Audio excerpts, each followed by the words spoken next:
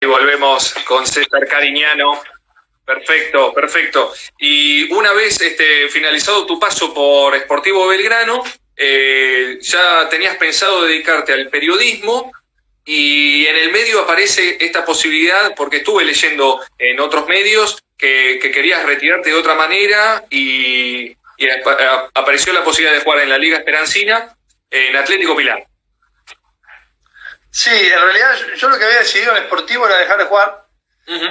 Y yo había escrito ya un libro, una especie de autobiografía que hice para regalar a gente que valoraba mucho. Andando.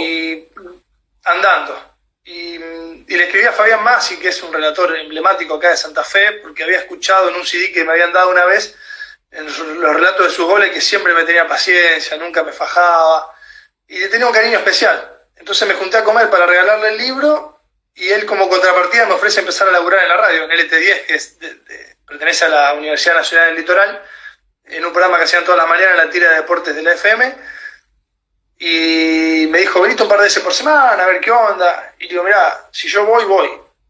Ponele que la primera semana vaya 2 o 3 días y vea, pero si a mí me gusta, yo voy, no tengo ganas de boludear, digamos, ¿no? Claro. Y me dijo, bárbaro, no hay problema. Y así fui, qué sé yo, un 12, 13 de diciembre y me enganché mal, y a las 2 semanas empecé a escribir y me quedé ahí, pero tenía ganas de jugar a nivel amateur porque nunca lo había hecho, en primera división. Y la Liga Esperancina hace base en Esperanza, que es una ciudad acá, la más importante del departamento de Las Colonias, muy cerca de Santa Fe. Mi señora es de uno de los pueblos que forman parte de esa liga, y bueno, hablé un poco con algunos clubes, qué sé yo, donde no había 9, acá los 9 se buscan rápido como en cualquier lado. Y sobre fin de año surge la posibilidad de Pilar, del Atlético Pilar, del Club Atlético Pilar, y yo conozco porque tengo familiares de mi señora ahí, y bueno, acá no había nada que negociar. El técnico me dijo cómo les gustaba entrenar, yo le dije que me podía acomodar, y arrancamos la pretemporada en enero, y fue una experiencia muy enriquecedora. Fue el lugar donde yo sentí que mi experiencia sirvió de algo, que pude transmitir las cosas que quería transmitir en un vestuario, más allá de lo que ocurre en la cancha, porque encontré un grupo que me hizo sentir muy bien, con ganas de aprender, con ganas de escuchar, y que por suerte nunca me colocó en ningún lugar de privilegio. Yo si hubiese sentido privilegio me hubiese ido los 2 días porque no buscaba eso, yo buscaba ser uno más, y lo encontré rápido. Por eso fue un año. Después terminamos saliendo campeones, un título que rubrica un montón de valores humanos y de crecimiento que tuvimos ese año, pero sin ser campeones no hubiese cambiado, el balance hubiese sido igual precioso. Fue un año hermoso para mí. Y en una entrevista que escuchaba de otros medios, destacabas mucho el compromiso del jugador amateur, que inclusive a veces puede superar al compromiso de algún jugador profesional, a la hora de entrenar, a la hora de respetar los horarios. No, lo supera. Lo supera desde el vamos, porque son pibes que no viven del fútbol.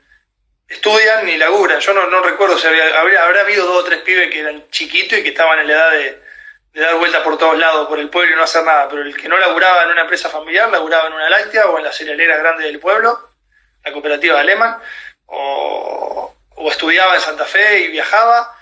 El fútbol era un complemento del día y lo hacíamos a las 8:30 de la noche, 9. Ese año me acuerdo que todo abril llovió, no se podía usar cancha y corríamos en la calle. Y los pibes éramos 4 junto con el profe, que nos íbamos 1 hora de viaje de Santa Fe 3 noches por semana. Hicimos un esfuerzo enorme todos, por lo cual ahí me llevó a concluir que el único aspecto en el cual esos futbolistas son amateur es en el sentido de que no ganan dinero. No tienen contrato.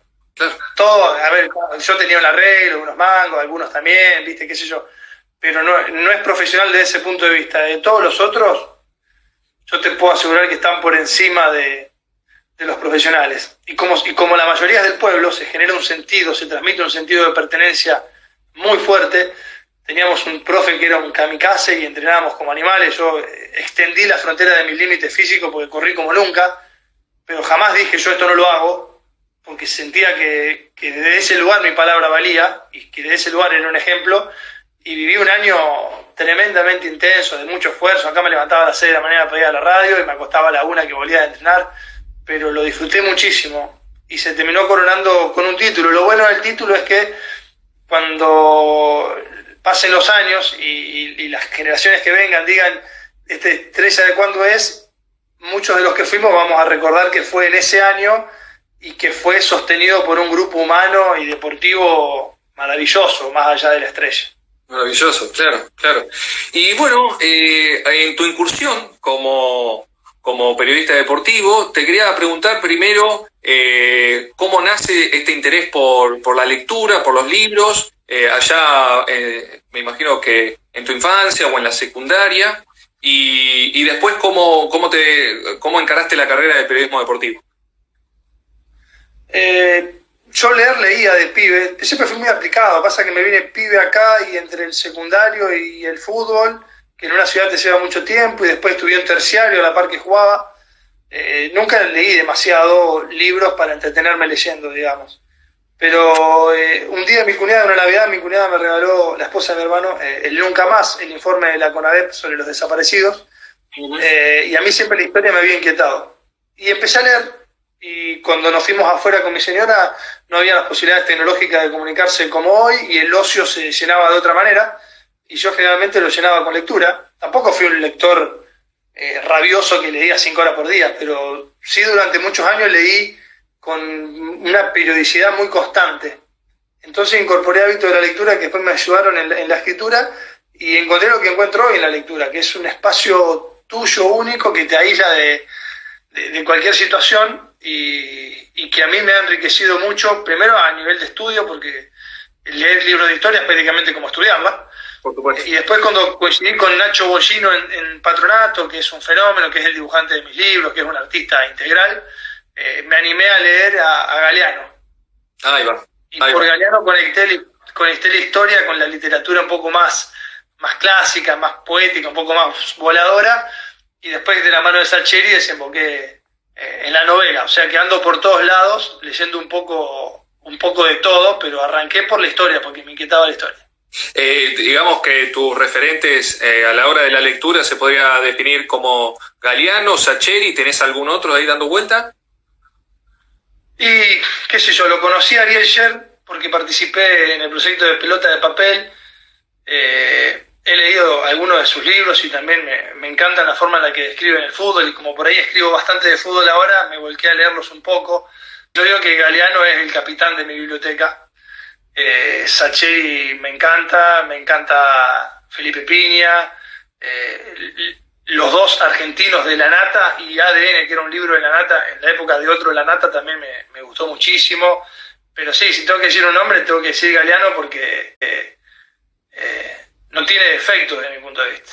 Claro. Y bueno, comentarle a la gente, describir más o menos en qué consiste Cañeto Vale Doble, publicado en el año 2017 con dibujos de Ignacio Bollino, como bien remarcabas, y del año pasado, Gol Entra. ¿Qué diferencias hay?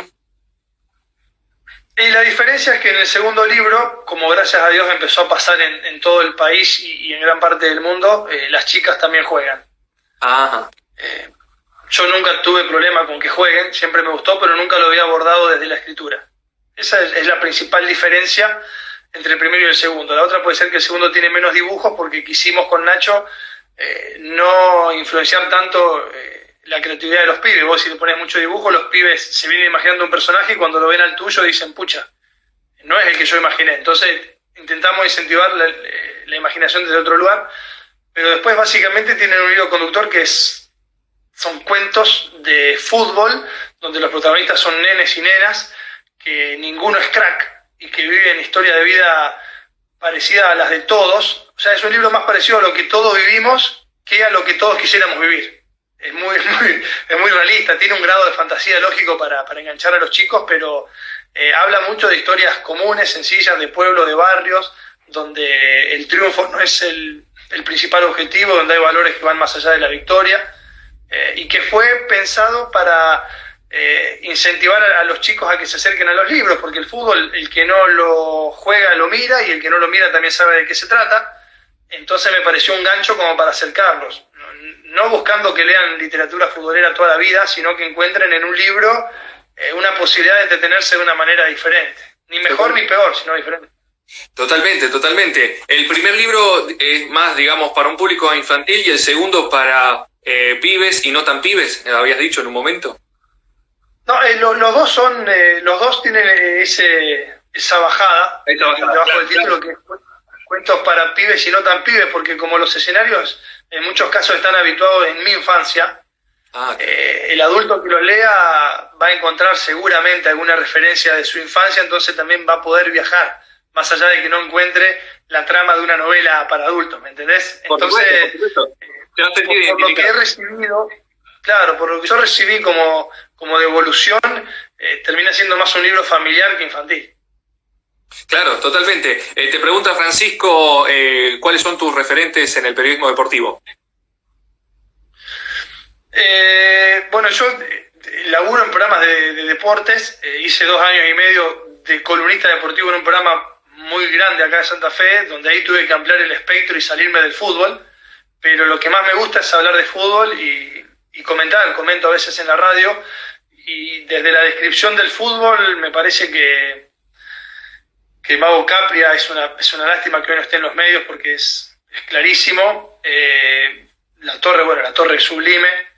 Me gusta mucho Fabián Godoy por el plus de que es periodista integral y no ha jugado al fútbol, pero tiene una forma de expresar que a mí me llega como la de los futbolistas, es decir, que entiende y se ha capacitado muchísimo. Y bueno, acá para los que son de Santa Fe, el Flaco Vergesio y Eduardo González Riaño son 2 históricos del relato, los 2 compañeros míos de trabajo. Vergesio se retiró hace poco, son 2 casi ochentosos.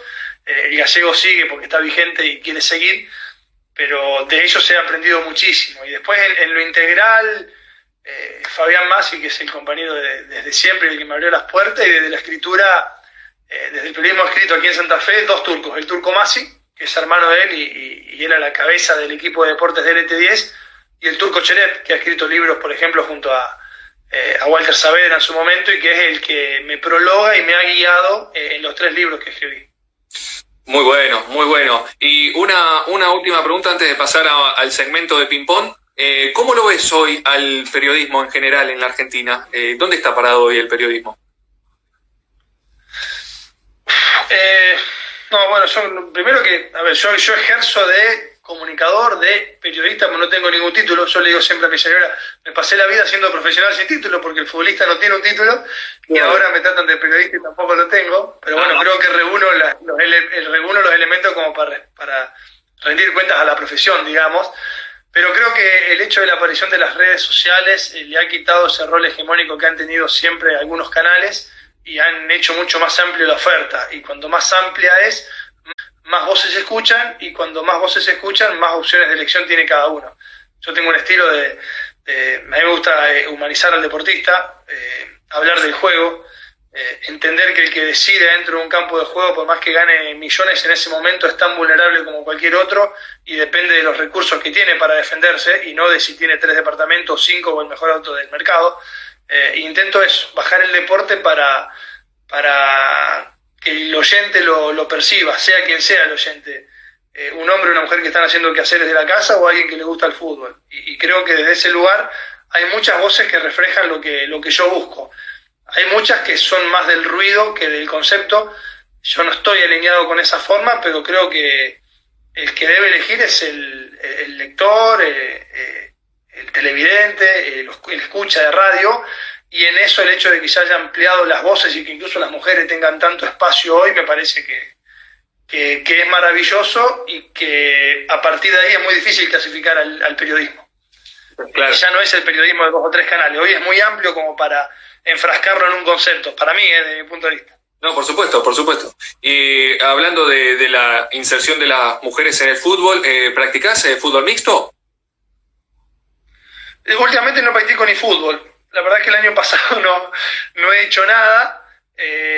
No lo practico porque no tengo amigas que jueguen a la pelota. Ajá. Pero no tendría ningún problema de hacerlo. He tenido compañeras de radio, Ruth Marega en LT10, que es una gran futbolista y que tiene un equipo de fútbol en el que participa habitualmente, pero yo no juego con chicas porque no tengo chicas con quien jugar, en definitiva, no porque no quiera jugarlo, pero estoy a favor de la inclusión desde todo punto de vista, Y de que se le dé, yo no digo que se le abra espacio a la mujer, que se le dé el lugar que la mujer merece. La mujer sabe de fútbol como sabe el hombre. Pasa que durante muchos años ha estado fuera del circuito. Morena Beltrán es un enorme caso de las generaciones que viene, Viviana Vila de las generaciones que están instaladas hace mucho, Ángela Lerena, bueno, la propia Ruth Marega, que es una periodista aquí de Santa Fe. Hay muchos casos. Pasa que no tienen lugar muchas veces. No tenían visibilidad en su momento, sí, totalmente. Bueno, pasamos al segmento del ping-pong de preguntas. ¿El gol más lindo? Uno con la camiseta de Corona Racing, en Avellaneda, que perdimos 3-2, y uno con la camiseta de Atlético a Ferro, el año del ascenso. Esos dos. ¿La asistencia más linda que recuerdes? Bueno, puede ser una... en Rafaela asistí bastante, fue un año completo, no solo por los goles, sino por eso también. Una a Fede González, creo que fue con San Martín de San Juan, que le ganamos 4-1, fue el 4-1. Y elijo esa, bueno, con Nico Castro también tuve, pero elijo esa porque Fede fue el que más me asistió ese año. Claro. Y Nico Castro también, hay un gol muy parecido de centro atrás. No por lindo, sino porque puse en juego lo que a mí me gustaba, que era tratar de tener una visión amplia de todo el juego, y los vi por eso. No es que tiré el centro por tirar. Claro, tal cual. ¿La patada más dura que recibiste? Vos sabés que con deslealtad no me han pegado nunca. Te diría que lo que más me dolió fue el día ese que me esguincé el tobillo enterando en Colón, que se me cayó el Laureano Tombolini arriba del tobillo y casi me lo fractura.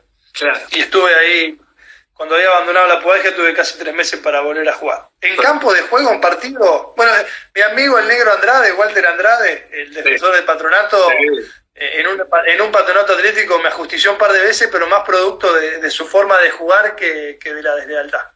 Claro, totalmente. El tema que me hice amigo después. Sí, sí, también después, claro. Claro, ese es el error. Ahí está el problema. El defensor más difícil, hablando de defensores. Gaby Milito. Yo con Gaby había estado en la selección cuando éramos jóvenes los dos, después no lo vi nunca más, él hizo un carrerón, cuando volvió a Independiente supuestamente estaba roto. Y jugamos con Atlético en cancha de Independiente y ni por arriba, ni por abajo, ni aguantando, ni anticipando, me ganó todas esa noche. Entonces cuando terminó le dije, para los que dicen que están rotos, que vean este partido. Ese día me sentí chiquitito como pocas veces. Qué bárbaro. El arquero más difícil. Uno de los arqueros que me inspiraba mucha complejidad a la hora de definir era el Loco Carranza. El Loco Carranza. El arquero Después fuimos compañeros en Atlético y hicimos una linda relación. Y te diría que Julio Chiarini, que es en cuestiones de aspecto físico muy parecido, eran de esos arqueros que a mí me inspiraban dificultad de decir por dónde podré. Pude con los dos, pero por dónde pondré. Eso me complicaba. Claro. ¿Tu mejor momento en tu carrera como jugador? El año de Rafael. El año de Rafael. Sí, por todo. La ciudad más linda. Qué brete me pone. Yo digo que en el patio de mi casa, en el patio de la casa de mis suegros y en el patio de mi casa acá en Santa Fe me encuentro. Así que ponele que no elijamos una casa, pongamos esos 3 lugares. Me parece perfecto. El compañero con el que más te entendías. El Toro Graf, Claudio Graf, cuando aparecí en primera en Colón, que fueron un puñado de partidos, pero determinantes para que yo me consolide en primera, y Fede González. Con Fede es muy raro, porque Fede es muy callado, muy tímido. Yo soy muy hablador, entonces no hablábamos tanto, pero en la cancha logramos un nivel de complejidad, de entendimiento muy, muy alto. Muy alto. ¿El rival que más te sorprendió a la hora de jugar? ¿De enfrentarme, decís? Sí. Me gustó mucho un Atlético de Tucumán cuando yo estaba en Patronato, que lo dirigía el Vasco Asconzábal. Me deslumbró por las variantes, por la movilidad, por los recursos, entendiendo que estábamos en la B Nacional en ese momento, ¿no? Sí. No sé, puede haber habido alguno más allá, pero La primera imagen que se me viene es ese Atlético Tucumán del Vasco González. Ese. Y ahora tengo la duda si era Atlético Tucumán o era San Martín de San Juan, porque dirigió en los dos. Me parece que es Atlético Tucumán. Atlético, me parece que sí, que fue Atlético. ¿Y el rival dentro del campo de juego que más te sorprendió, tanto a nivel local como en el extranjero? Bueno, yo no jugué Champions, jugué solo pre-Champions contra el Inter de Milán, el Inter de Zanetti, de Verón, de Materazzi, Iván Córdoba, de Adriano en su mejor momento, de... Mihailovic era... no me acuerdo, Stankovic. ¿Viste? Esos Vich me confunden. Sí. Stankovic, Edgar Davis, claro. Toldo. Eso claro. Fue... Perdimos 4-1 en Milán, yo jugué un rato, pero... Como lo vi a Adriano en una jugada correr a los 4 defensores y hacerlo temblar a los 4 defensores. O sea, nunca nos sentimos tan chiquitos como contra ellos. No por una cuestión de autoestima, sino por la diferencia futbolística. Claro. Y la última, a medida que ibas creciendo, en tu infancia, ¿cuáles eran tus referentes? ¿A quién te gustaba imitar? El Bati. Batistuta. Lejos Batistuta y tenía un cariño muy especial. A mí siempre me gustaron los superhéroes de los suburbios, ¿me entendés? Luis Fartime, siempre tuve un cariño muy grande a Luis Fartime, me encantaba porque era, a ver, Belgrano es algo gigante en Córdoba, pero a nivel de fútbol argentino es un equipo chico, entonces siempre me identifiqué con muchas formas del juego de Luis Fartime. Entonces era chico, uno cuando es chico no sabe por qué, pero genera admiración, y yo la tenía por él y por Bati. De hecho, los dos perros salchichas que tuvimos en Freire eran el Luifa y el Basti. Claro, mira. Así pues, que uno... No por perro, ¿no? Claro, no, claro. César, esto, digamos, fue todo. Te agradezco mucho por la posibilidad que me diste de poder hacerte una nota. ¿Te sentiste cómodo? Sí, yo ahora que intento hacer entrevistas de tu lugar, te puedo garantizar que en este lugar es muy difícil ponerse incómodo. Es incómodo preguntar y llevar adelante una entrevista, mucho más que responderla. Pero sí, estoy relajado, estoy en una etapa de mi vida que siempre me gustó hablar, pero me gusta hablar de fútbol y hacer esto, que a partir del fútbol hablemos de la vida y que el que escucha o el que ve esto se quede con algunos conceptos dándole vuelta en la cabeza, fundamentalmente para alejar un poco esa idea colectiva de que el futbolista es un robot y solamente se activa en el campo de juego. Tenemos vida, como cualquier otro, en el durante, en el antes y en el después. Así que nunca es mala la posibilidad para dar eso al resto. Así que yo te agradezco el espacio a vos, en definitiva. No, por favor. Aparte, bueno, este espacio, Love Deportes, está destinado justamente a que los deportistas puedan compartir sus experiencias, todas sus trayectorias, las anécdotas que más recuerdan y también narrar, contar otros costados de su vida, cuáles son sus proyectos, sus intereses. Y en este sentido, una de las cuestiones que más me motivaba a la hora de hacerte esta entrevista es la parte del después, ¿no? De lo que te estás dedicando ahora y que de alguna manera, desde mi humilde punto de vista, rompe con el perfil, con el molde que a veces desde los medios hegemónicos se intenta bajar sobre el futbolista que responde solamente estilo cassette, que vive nada más que para el fútbol, que no tiene otros intereses. De alguna manera este espacio también busca esto, ¿no? Busca romper con ese mito y dar a conocer otras perspectivas, otros puntos de vista de que los jugadores, como vos decís, son al fin y al cabo seres humanos con intereses, con motivaciones, con proyectos. ¿Sabés la cantidad de futbolistas que tienen inquietudes pero que no encuentran el espacio para contarlas o quizás ni les interesa contarlos? Nosotros compartimos plantel en Patronato con Nacho Bollino, que es músico, es escritor, es dibujante, es artista. Nacho Bollino en Temper le daba un taller de pintura para las socias de tercera edad que son socias del club. Temper es un club gigante. Seba Vidal hoy es el secretario de Deportes de Avellaneda. Yo compartí en algún momento en el colectivo de Patronato éramos 12 de los 18 leyendo.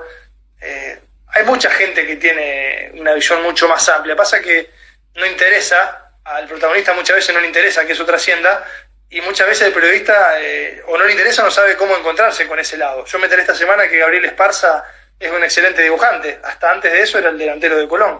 Entonces digo, hay muchas historias mínimas que está bueno que en la medida que los protagonistas quieran empiecen a fluir, y es tan fantástico este tipo de espacio como el que vos proponés para que esas historias se encuentren. Y si encima tenemos la posibilidad de las redes sociales a través de Instagram, de generar un vivo, de interactuar con la gente, creo que se hace mucho más provechoso y potenciamos más esta posibilidad de diálogo.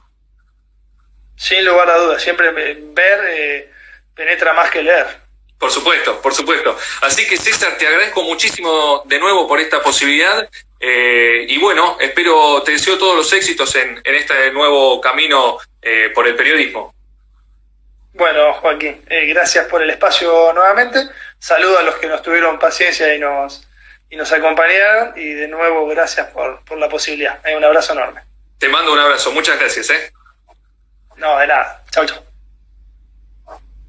Bueno, hablábamos con César Cariñano, tremenda trayectoria y mejor actualidad, ahora dedicándose al periodismo, escribiendo libros. Recuerden que tiene una obra autobiográfica andando, tiene también 2 obras, Cañito Valedoble y Gol Entra, publicados recientemente en el año 2017 y 2019, así que estén atentos, si tienen ganas pueden ir y comprarlos.